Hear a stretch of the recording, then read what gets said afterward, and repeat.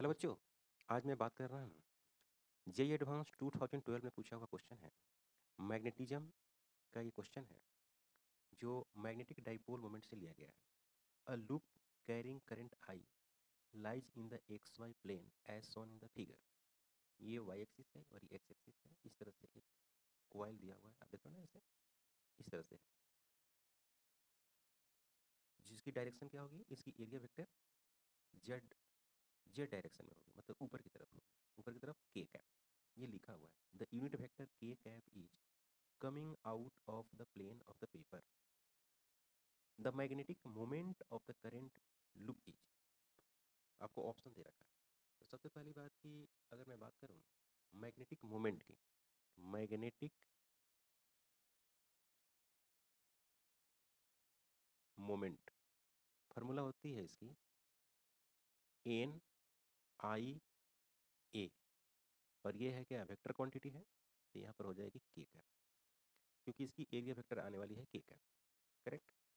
तो N equal to 1 है, तो M vector equal to I into A, और ये हो गई के कैप। और ए के लिए क्या करेंगे, देखो यहाँ पर एक स्क्वायर बन रही है, ऐसे बन रही है स्क्वायर, तो एरिया जो होगी स्क्वायर का एरिया क्या होगी, साइड का स्क्वायर, तो ये हो गया ए स्क्वायर। इतनी एरिया, ये वाली एरिया निकल गई आपको ए स्क्वायर। अब बच गई ये और ये और ये और ये। इसकी रेडियस कितनी होगी, इसकी रेडियस होगी R equal to a divide by two, क्योंकि ये डायमीटर दे रखा है ना, ऐसे सर्कल एज्यूम करेंगे तो डायमीटर दे रखा है, तो रेडियस है ए बाई टू। अब ऐसे ऐसे कितने हैं, अब देख रहे हो ना, 4 है, ऐसे ऐसे कितने हैं भाई, 4 है, 4। तो एक सर्कल का एरिया कितनी होती है, पाई आर स्क्वायर। तो यहाँ पर क्या होगा, 4 है तो लिखेंगे 4 into pi r square. R का मतलब ए बटे टू, इसका स्क्वायर डिवाइड बाई टू। तो देखो 4 किसके लिए किया, 1 2 3 4, 4 हो गया। रेडियस क्या है इसकी, इसकी रेडियस है ए बाई टू, तो ए बाई टू पाई, और 2 से डिवाइड क्यों किया, 2 से डिवाइड इसलिए किया कि ये हाफ है, ये कंप्लीट नहीं है, ये सब क्या है, हाफ हाफ है।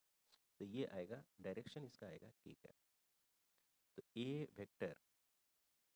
वेक्टर इज इक्वल टू आएगा ए square plus 2 pi A square divide बटे 4 के कैप।